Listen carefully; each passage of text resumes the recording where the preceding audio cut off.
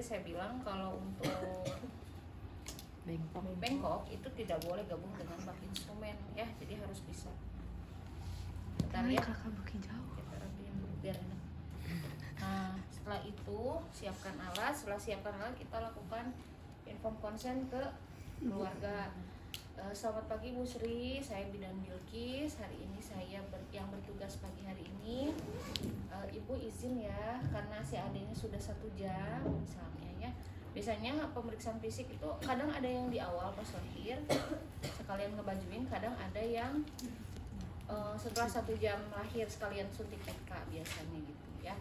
Jadi nanti akan saya lakukan pemeriksaan si adiknya dari ujung kepala sampai ujung kaki untuk melihat apakah ada tanda atau gangguan yang terjadi pada organ si adik. Oke ya. Apakah Ibu bersedia? Setelah bersedia, Ibu saya izin cuci tangan. Setelah itu biasa kalian cuci tangan 6 langkah ya, jangan ngasal. Kalau cuci tangan makan seblak nggak apa-apa, tapi kalau cuci tangan mau pemeriksaan fisik itu harus benar. Setelah cuci tangan, dekatkan alat nanti ya. Jadi kalaupun misalnya kalian periksa, ininya juga harus di tempat yang rata.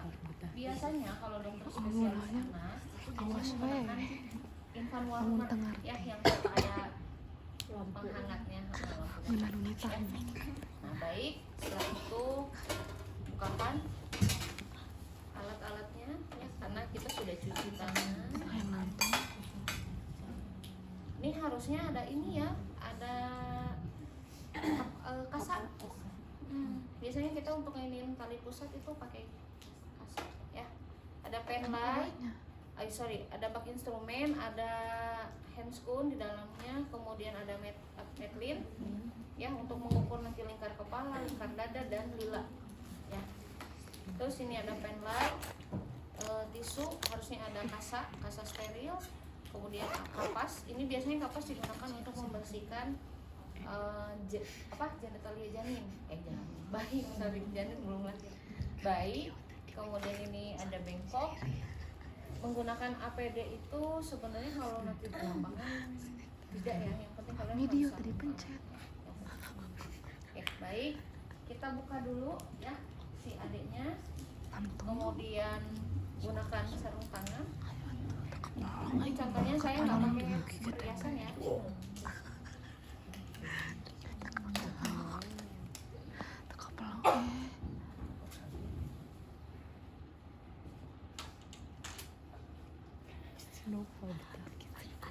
Kalian jangan perlu pakai perhiasan ya, kecuali Saskia Saskia masih muat kan cincin baik ya.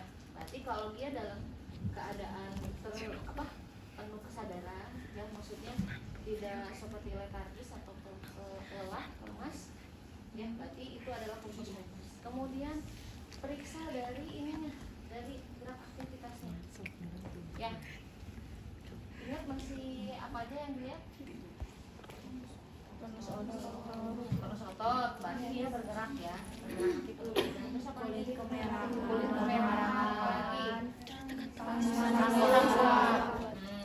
kalau eang berarti ya. Oke, selanjutnya setelah kita melakukan pemeriksaan keadaan umum selintas, keadaan umum ya, kemudian yang 3 tadi ya, gerakan tonus otot, kemudian warna kulit dan atau merintih. Nah setelah itu baru kita masuk ke bagian antropometri.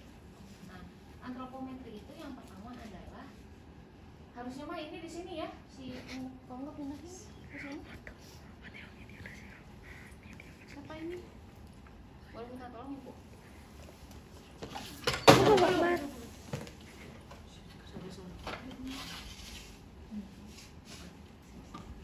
Kan ya, jangan jauh, kalau gini jauhan.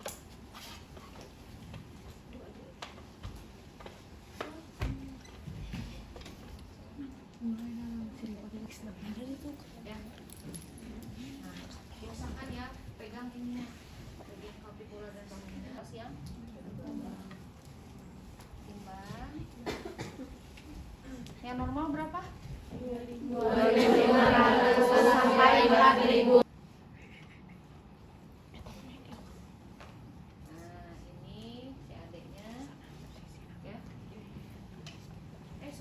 kalau belum pemeriksaan fisik kepala jangan lupa pakai sarung tangan ya, ibu lupa. Nah ini tempelin kepalanya di sini pas di ubun-ubun, pas di sutura yang tengah, ya. Kemudian ininya baru. Nah biasakan kalau mengukur bayi itu jangan kakinya gini, tapi gini, ya kayak gini, di nempel ya. Baru kita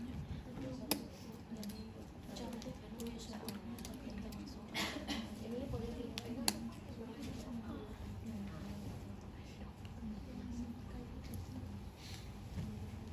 Berapa di situ? Sudah nggak ada.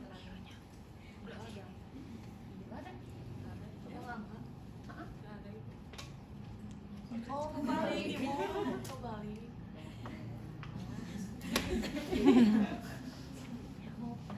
Ininya harus nempel ya. Oke. Bapak berapa ini? Coba lihat.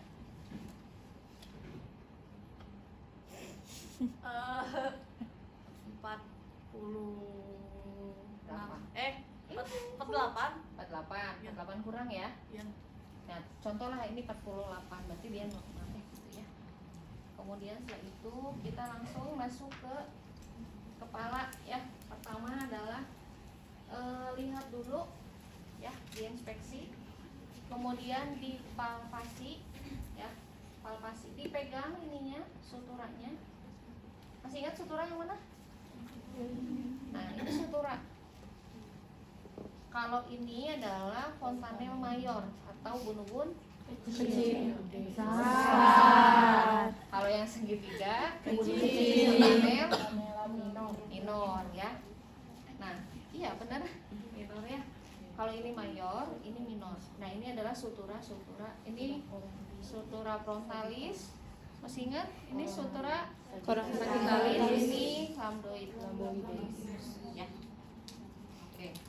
Jadi palpasi dulu, suturanya disusurin ya sama kalian. Jadi keraba. Ubun-ubun besarnya tidak bertumpang tindih, suturannya juga sama ya. Berarti molasenya juga tidak ada ya. Kalau di persalinan.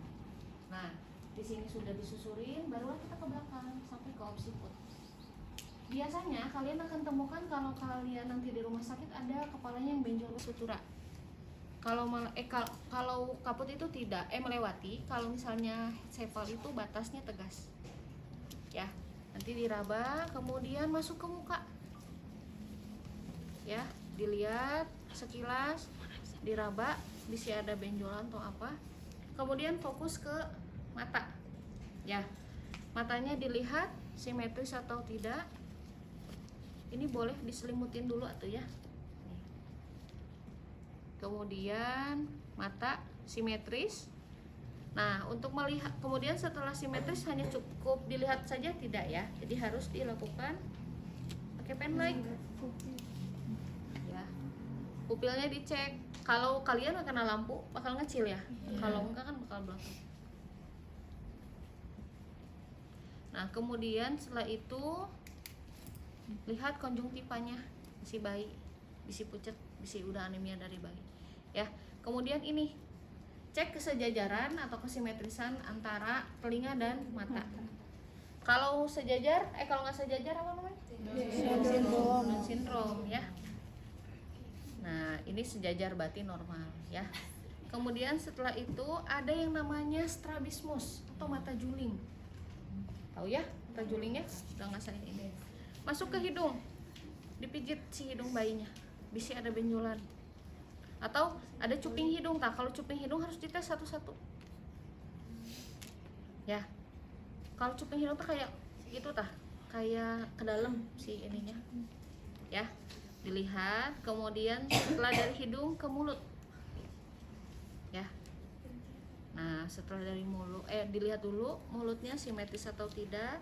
Nanti dijulurin, dilihat papilanya ada keputihan atau tidak. Maksudnya bukan keputihan kayak genitalia ya, tapi putih-putih papilanya. Papila tuh lidah. Ya. Kemudian kita buka. Masuk kalau misalnya ada kasa ya.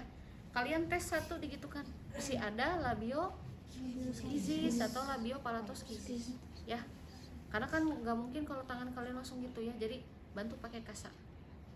Bisa ada celah ya. Setelah mulut masuk ke telinga, telinga dipegang ini ya tulangnya ya, dipegang tulang telinganya, kemudian dilihat apakah ada kemerahan atau tidak ya, atau misalnya ada perdarahan kah, atau misalnya si daun telinganya ternyata nempel tuh ya. Kemudian masuk ke sini ke leher. Nah kalau bayi bukan dilihat pena jugularis, kalau bayi beda dengan orang dewasa. Pernah lihat nggak ada orang yang sihir ya, nanti di sini venanya juga tetap dicek, tapi apa ya, tidak terlalu spesifik seperti orang dewasa ya.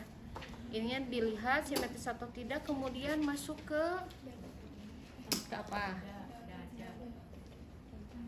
Tadi ada yang lupa di kepala, apa coba?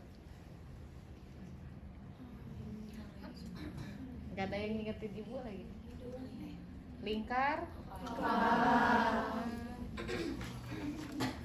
oh kalian apa?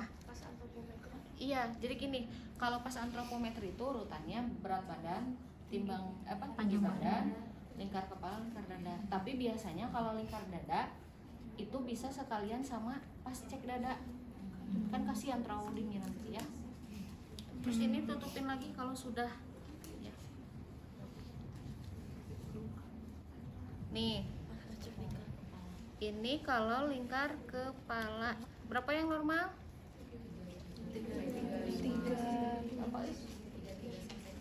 Oke, 33 sampai 35. Ini normal ya. Nah,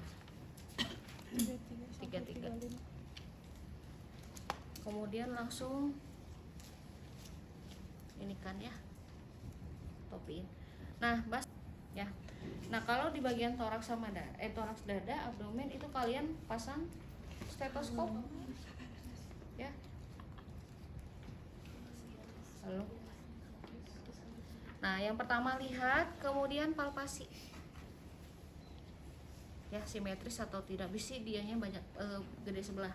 Hati-hati ada indikasi apa? Kardiomegali atau pembesaran jantung. Ini di palpasi ya, kemudian di perkusi. Tapi kalau bayi biasanya nggak diperkusi, langsung dari auskultasi. Ya. Ini puting, pas di puting sejajar dengan ini teh apa? Bahu. Nah, garis bahu.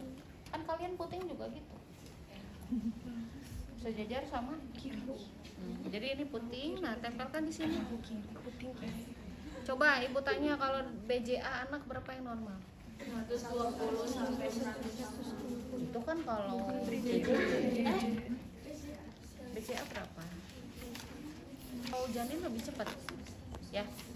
Oke, di sini kita dengerin 1 menit full ya. Gantian.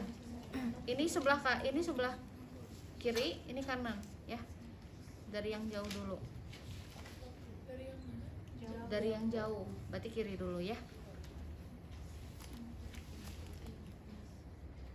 Nah, kemudian setelah itu kita lihat perut. Kalau bayi itu perutnya seperti kubah ya, atau seperti drum gitu tah, bumbung bulat ya.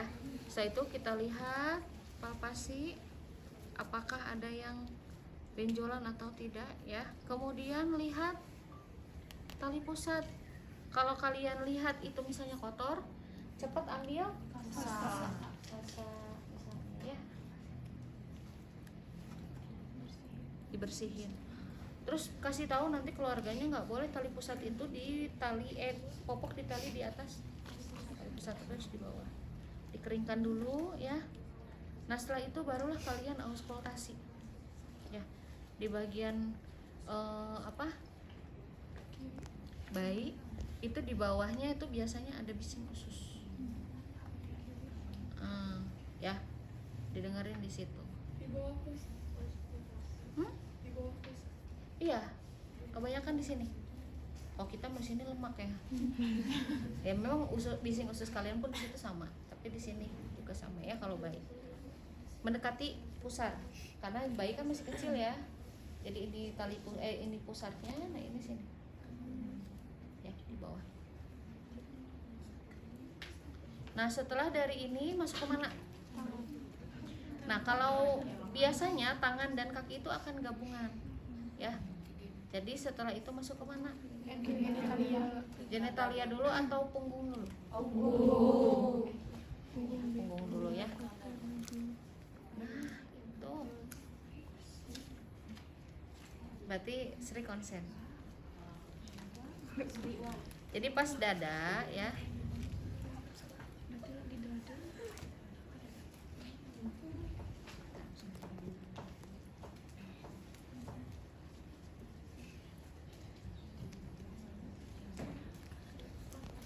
Lingkar dada berapa yang normalnya?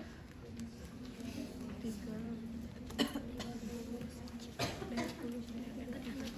Lingkar dada berapa? 30.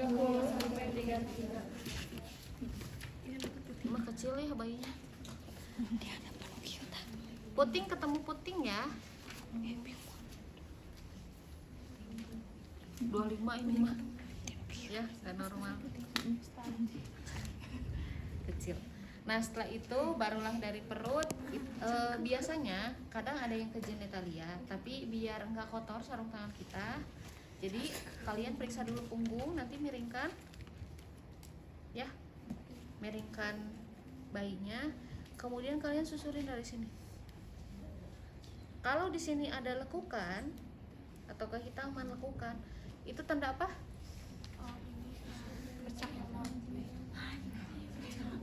Apa? Spina bifida ini susurin ya. Benjolan tulang belakang ya. Di spina bifida di sini. Bukan itu ya, bukan bercak mongol maka di sini di bokong. Tapi bisa kelihatan sekalian ya. Kalau misalnya kehitapan di daerah bokong berarti kemungkinan dia bercak mongol ya. Balikin lagi. Barulah kita ke genitalia. Genitalia mah wayahna kalian harus menyiapkan ini ya. Ambil, dilihat dulu ya. Kemudian di tap-tap ya. Di tap-tap dulu. Nah, kemudian kalian pegang. Kan nggak boleh ngepalpasi kalau ini kotor. Ya, jadi harus dibersihkan dulu, dipegang. Testisnya ada 2 ya. Kalau testisnya 1 normal nggak? Jadi harus dipegang, bijinya ada 2 enggak. Penisnya lengkap atau tidak. Ada yang namanya hipospadia. Hipospadia teh kalau misalnya si bayi ya, anak bukan orang dewasa. Nah, ini kayak gini kan, di kulitnya nanti dikerutkan ya. Pastikan si kulitnya tidak menyambung dengan uretra ya, jadi harus misah kulit. Kemudian kalau perempuan berarti ininya nanti ini dibersihkan dulu lubangnya ya. Nanti baru dilihat labia mayoranya udah terbuka belum, udah misah belum sama labia mayora sebelah ya. Jadi nggak boleh kayak gini, tapi harus terbuka gini ya. Pastikan. Nah, setelahnya barulah ke anus. Tadi kan kalian ngelap sampai anus tuh, jadi nggak apa-apa, nggak dicek lagi, tinggal dibuka, dilihat. Kalau syukur-syukur kalau udah ada berak ya. Biasanya bayi sejam biasanya udah ada mekonium kalau normal. Kalau enggak ditunggu 24 jam. Kalau 24 jam nggak ada berarti ada kemungkinan ya. Nah, barulah kalau sudah ya, kita lihat ini ekstremitas. Ibu gak ganti kan? Iya kan udah kotor ya. Sorry. Nah, ini nanti pegang ya. Terus kalian tahan gini. Apakah si bayi gini nggak? Kayak yang ngangkat. Itu namanya reflex tonic neck. Ya. Terus kalau pas kita pegang bayinya nangis ini, hati-hati, ini ada fraktur klavikula di sini. Tahu klavikula? Ini. Ya, kalau misalnya kita gini, bayinya sakit, nangis, itu hati-hati ada fraktur klavikula. Masuk ke sini, kita susurin. Sejajar tidak? Ya, sejajar. Lihat jarinya. Ada 5 ya. Kalau ada polidaktil atau sindaktil berarti tidak normal ya. Kemudian nah sambil ini tes ada namanya reflex grasping, grasp ya, menggenggam. Biasanya kan bayi suka gini ya. Nah, masuk ke sini ya, lila, tapi lila tuh jarang diukur. Tapi diukur juga nggak apa-apa. Biasanya tuh 11 ya, 11 sampai 12. Ini berapa senti nih? Kurang ya? Apa? 10. Nah, setelah cek sampai jari ya, kemudian masuk ke kaki. Nah, kita susurin juga dari sini, simetris atau tidak. Kemudian dilihat jumlah jarinya, lihat sianosis atau tidak. Sianosis kebiruan berarti ya. Kemudian polidaktil sindaktilnya juga dicek, dan refleksnya sekalian kita tes. Ini ada namanya refleks Babinski. Kalian bisa usap telapak kaki bayi dengan angka 7. Kalau bayinya wrinkle, nah itu berarti normal. Ya, beli ya. Ini juga sama. Tuh ya. Itu harus dilakukan cepat kalau aslinya. Saya kan pelan-pelan karena ngajarin. Tapi kalau aslinya harus cepat karena terlalu lama tuh dingin. Makanya sebisa mungkin kalau teman-teman saat melakukan pemeriksaan fisik itu harus menggunakan infant warmer. Ya, yang kayak di rumah sakit itu ada ininya.